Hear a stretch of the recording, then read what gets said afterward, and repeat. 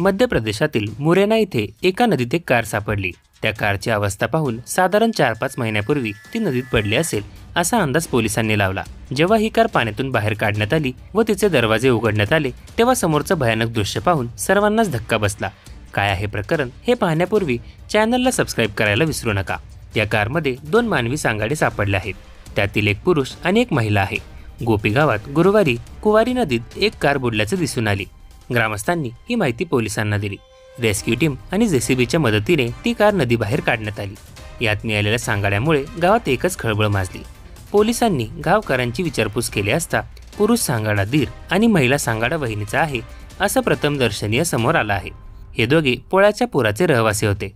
नीरज सकवार हा मिथिलेशचा दत्तक मेहुणा होता। दोघांमध्ये प्रेम संबंध असल्याचे गावकऱ्यांकडून सांगण्यात आले। तर हे दोघेही फेब्रुवारी महिन्यात घरातून अचानक बेपत्ता झाल्याचंही गावकऱ्यांनी पोलिसांना चौकशी दरम्यान सांगितलं। या दोघांची खूप शोधाशोध करण्यात आली। ते घरातून पळून गेले असा समज गावकऱ्यांचा झाला होता, पण नदीत पाणी कमी झाल्यामुळे ही कार गावकऱ्यांच्या नजरेस पडली आणि ही घटना समोर आली। नदीतील पाण्याची पातळी वाढली असती तर ह्या घटनेचा छडा लागला नसता। या दोघांनी आत्महत्या केली आहे की कोणी त्यांची हत्या केली आहे याचा छडा पोलीस लावत आहेत। पोलीस प्रत्येक प्रकारे या प्रकरणाचा तपास करत असून मृतांच्या कुटुंब आणि गावकऱ्यांची पोलीस कसून चौकशी करत आहे।